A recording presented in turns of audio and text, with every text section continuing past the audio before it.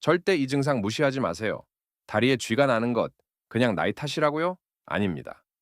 서울대병원 응급의학과 10년 연구 결과 다리 쥐를 무시한 환자 10명 중 3명이 6개월 안에 심각한 혈관 질환으로 재입원했습니다. 여러분, 혹시 밤에 자다가 갑자기 다리가 찢어질 것처럼 아파서 깨신 적 있으시죠? 소리를 지르며 일어나신 적 한두 번이 아니시죠? 저도 그랬습니다. 나이 들면 의뢰 그런 거라고. 피곤해서 그런 거라고 생각했습니다. 그런데 충격적인 사실을 알게 되었습니다. 이 다리 쥐가 단순한 근육 문제가 아니라 심장마비, 뇌졸중, 심지어 급사의 전조 증상일 수 있다는 겁니다. 오늘 이 영상 하나가 여러분의 생명을 구할 수 있습니다. 끝까지 보시면 세 가지를 얻어가십니다. 첫째, 다리 쥐가 왜 위험한 신호인지 정확히 아시게 됩니다. 둘째, 쥐가 났을 때 3초 만에 통증을 멈추는 놀라운 방법을 배우십니다. 셋째, 다시는 쥐가 안 나게 하는 예방법을 알려드립니다. 지금 바로 시작하겠습니다. 지난달 새벽 3시 68세 박정희 할머니가 응급실로 실려왔습니다. 평소 건강하게 지내시던 분이었습니다.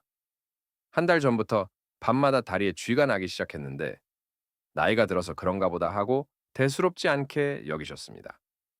그날 밤 평소보다 훨씬 심한 쥐가 오른쪽 다리에 왔습니다. 아침이 되어도 통증이 사라지지 않았습니다. 더 무서운 건 다리가 퉁퉁 부어오르기 시작했다는 겁니다. 검사 결과 의료진 모두가 놀랐습니다. 깊은 정맥 혈전증, 다리 혈관에 피떡이 생긴 상태였습니다. 이 피떡이 폐로 올라갔다면요? 폐색전증으로 그 자리에서 돌아가실 수도 있었습니다. 다행히 조기 발견으로 지금은 완전히 회복되셨습니다. 할머니가 퇴원하시면서 이런 말씀을 하셨습니다. 그냥 다리에 쥐가 나는 것뿐이라고 생각했는데 이게 이렇게 무서운 병의 신호였다니 정말 몰랐어요. 며느리가 병원에 가자고 하지 않았다면 어떻게 됐을지 아찔합니다. 여러분은 어떠세요? 최근 한 달 안에 다리에 쥐가 난 적 있으시죠? 일주일에 한 번 이상이시라면 지금 바로 집중해 주세요. 질병관리청 2023년 발표에 따르면 60세 이상 한국인 73%가 다리 쥐를 경험합니다.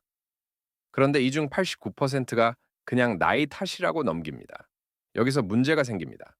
다리에 쥐가 나는 이유 생각보다 다양합니다. 우리 몸이 보내는 경고 신호거든요.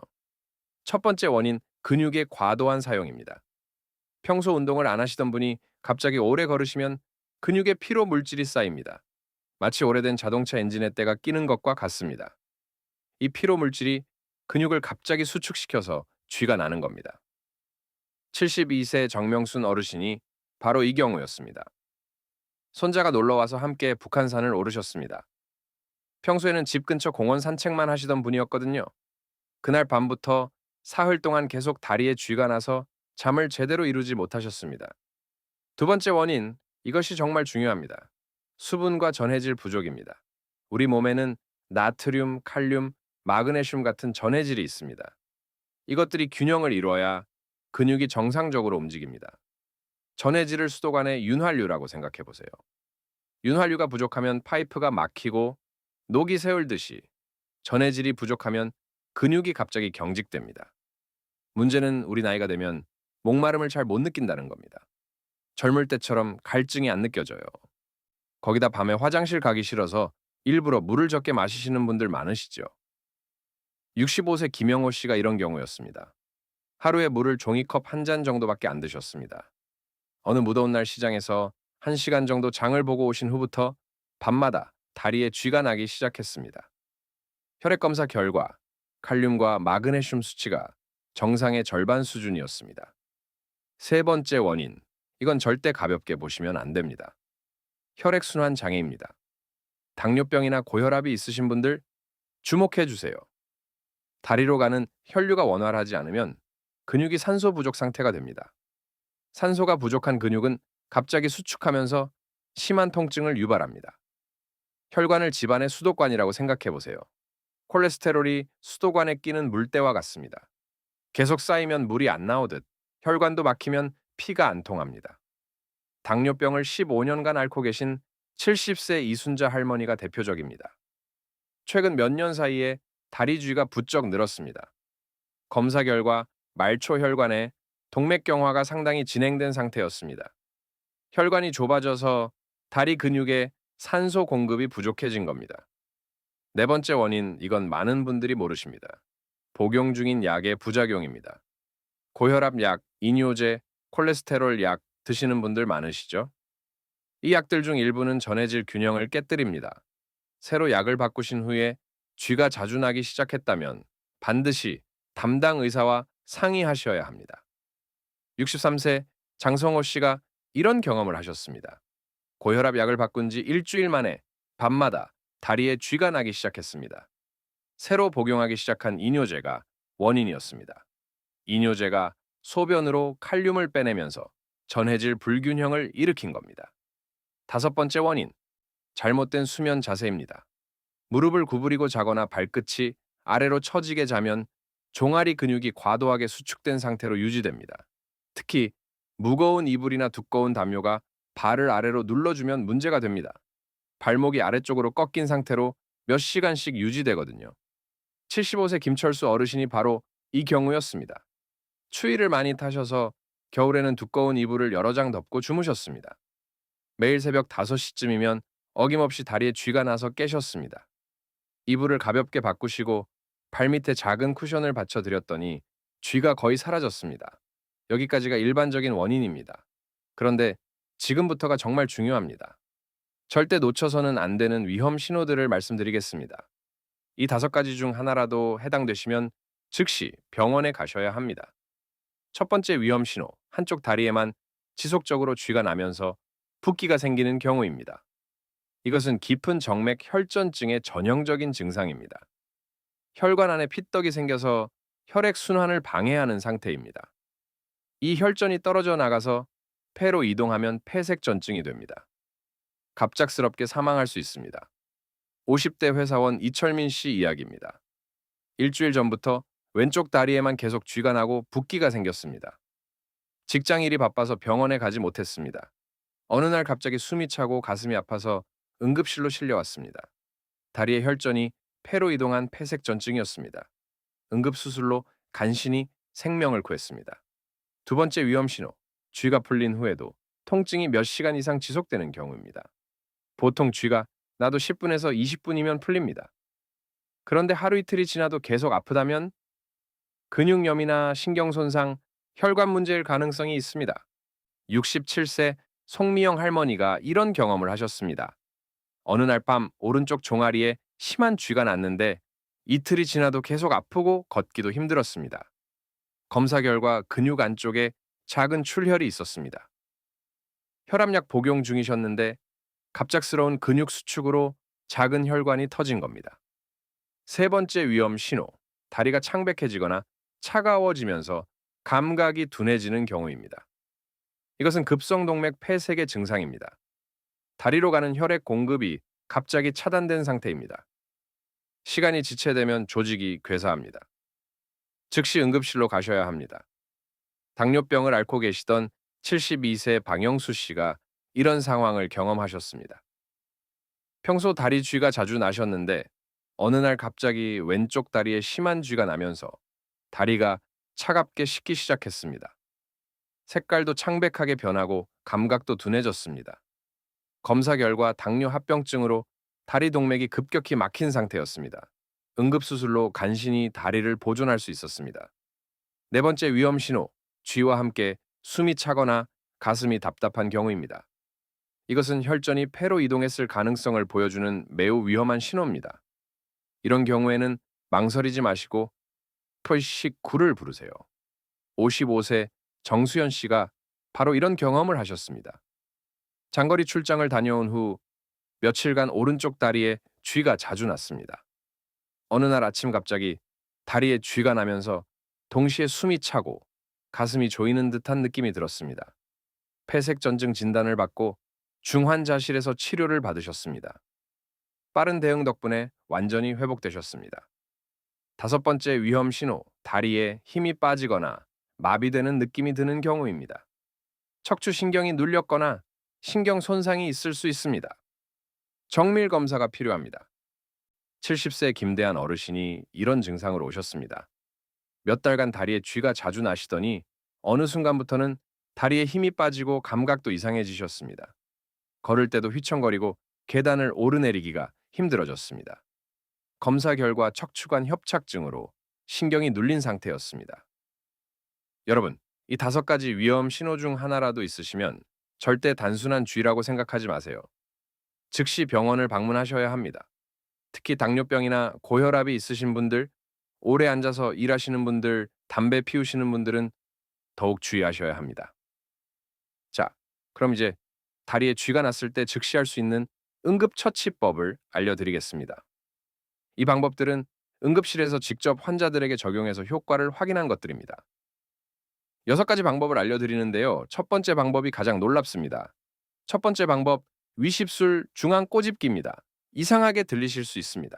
그런데 미국 응급의학과 전문의들이 발견한 매우 효과적인 방법입니다. 쥐가 나면 집게손가락과 엄지손가락으로 위십술 중앙 부분을 세게 꼬집어 주세요. 5초에서 10초 동안 꼬집기를 3번 이상 반복하세요. 놀랍게도 대부분의 경우 통증이 즉시 사라집니다. 왜 효과가 있을까요? 자율신경계 반사 때문입니다. 입술 부위를 자극하면 우리 몸의 신경계가 다리 근육으로 보내는 경련 신호를 차단합니다. 70세 김영자 할머니가 이 방법으로 놀라운 경험을 하셨습니다. 한밤중에 양쪽 다리에 동시에 쥐가 나서 바닥을 뒹굴며 고통스러워하고 계셨습니다. 죽을 것 같은 고통에 위십술을 세게 꼬집기 시작했더니 정말 신기하게도 몇 초 만에 쥐가 풀렸습니다. 지금은 전화기 옆에 메모까지 해두셨습니다. 쥐날 때는 위십술 꼬집기. 중요한 건 정말 세게 꼬집어야 한다는 점입니다. 한 번만 꼬집고 효과 없다고 포기하지 마세요. 계속 반복해서 꼬집어 주세요. 두 번째 방법. 발끝을 천천히 몸쪽으로 당기는 것입니다. 다리를 쭉 펴고 발끝을 몸쪽으로 천천히 당겨주세요. 너무 급하게 당기면 근육이 더 놀랄 수 있습니다. 천천히 하는 게 중요합니다. 발끝을 당길 때 동시에 무릎도 쭉 펴주세요. 무릎이 구부러진 상태에서는 종아리 근육이 완전히 늘어나지 않습니다. 다리 전체를 일직선으로 만든 상태에서 발끝을 당겨야 효과가 좋습니다. 혼자서 하기 힘드시면 벽에 발바닥을 대고 천천히 몸을 앞으로 기울이세요. 또는 침대에 누운 상태에서 발을 벽에 대고 천천히 발목을 구부리는 방식도 효과적입니다.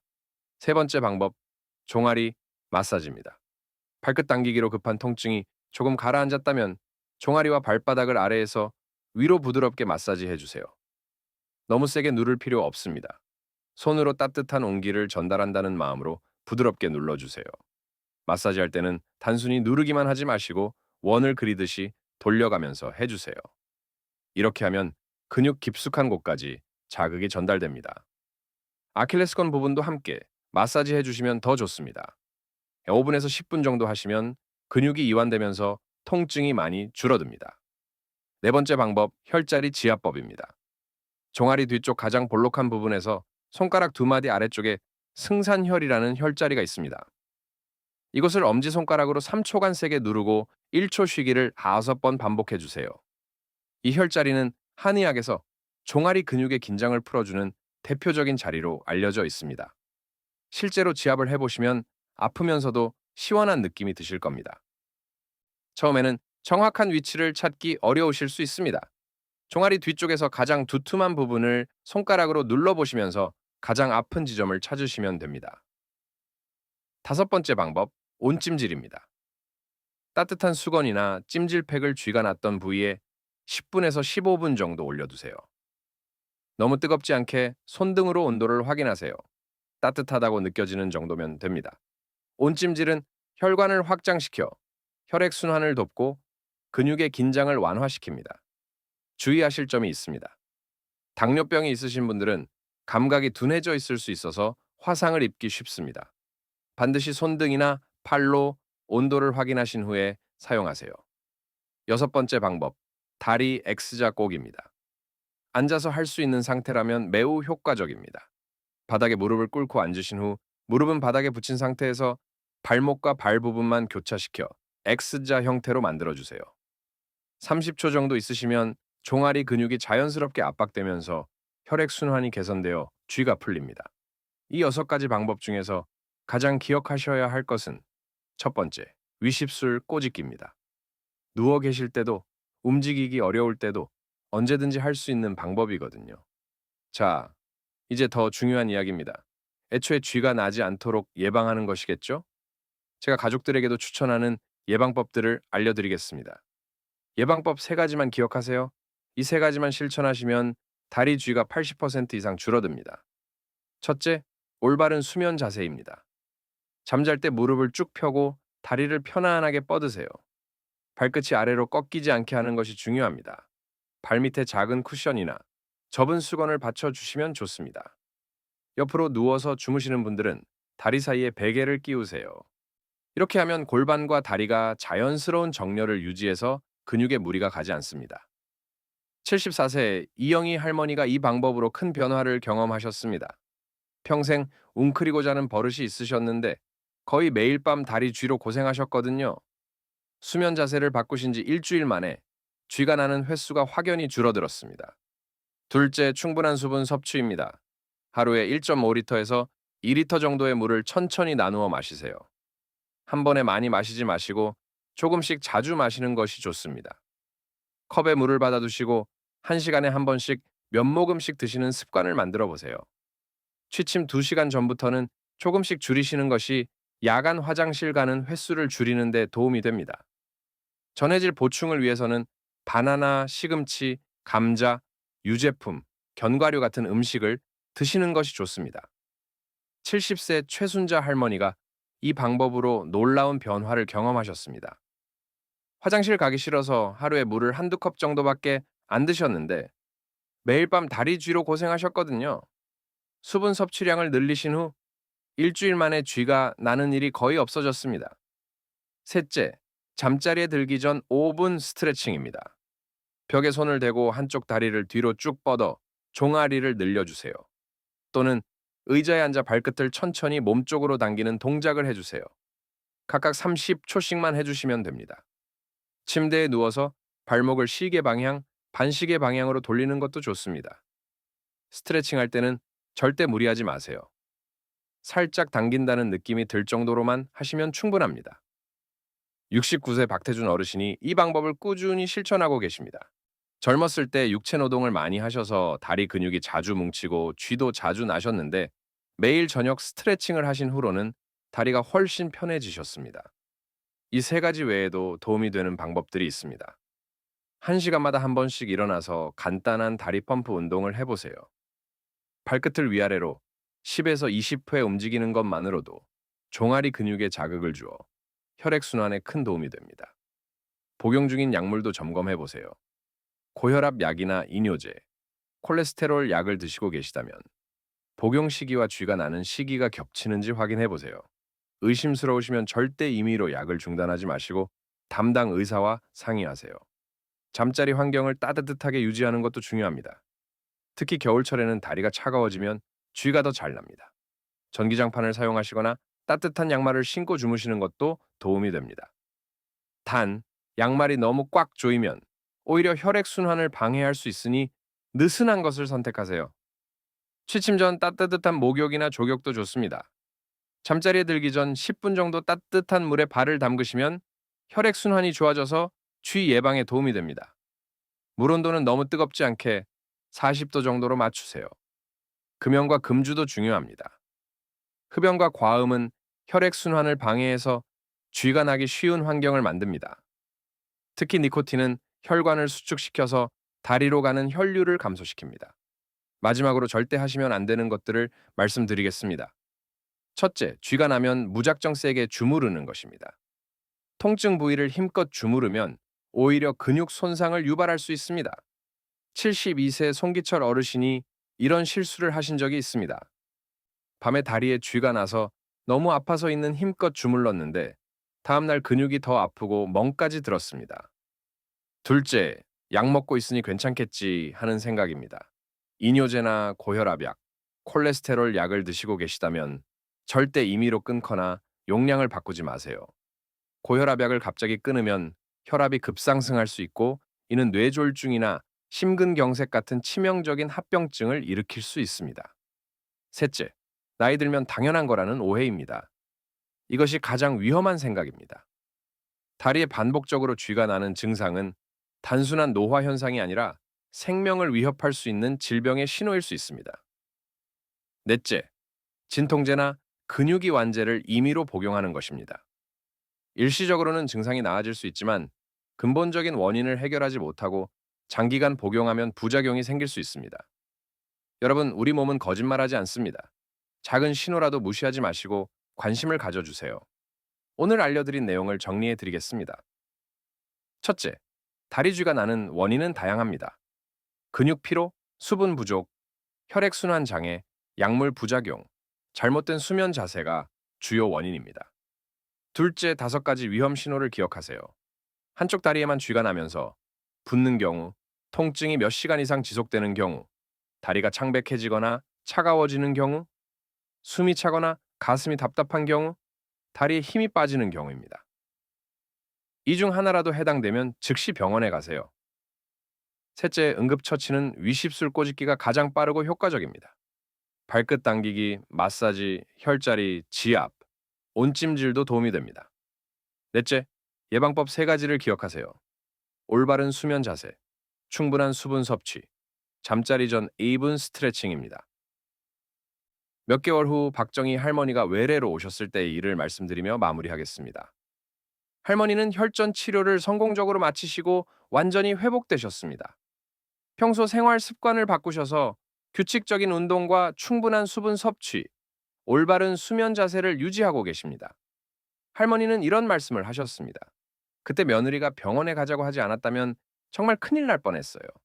이제는 몸이 보내는 신호를 절대 무시하지 않아요. 주변 분들에게도 이 이야기를 꼭 전해드려요. 여러분도 오늘부터 작은 변화부터 시작해보세요. 잠자리에 들기 전 5분 스트레칭, 물 한 잔 더 마시기, 올바른 수면 자세 유지하기. 이런 작은 실천들이 여러분의 밤을, 나아가 여러분의 삶을 바꿀 수 있습니다. 건강은 저절로 얻어지는 것이 아닙니다. 끊임없는 관심과 작은 실천에서 시작됩니다. 오늘 이 영상이 도움이 되셨다면 좋아요와 구독 버튼 부탁드립니다. 주변의 소중한 분들에게도 꼭 공유해 주세요. 여러분의 작은 관심이 누군가의 생명을 구할 수 있습니다. 댓글로 여러분의 경험도 나눠주세요. 오늘 알려드린 방법 중 어떤 것이 가장 기억에 남으시는지, 또는 여러분만의 다리 쥐 극복 노하우가 있으시다면 꼭 알려주세요. 여러분의 경험이 다른 분들에게는 소중한 정보가 될 수 있습니다. 건강한 100세 시대, 우리가 만들어갈 수 있습니다. 작은 실천이 큰 변화를 만듭니다. 오늘도 건강하고 행복한 하루 보내세요. 감사합니다.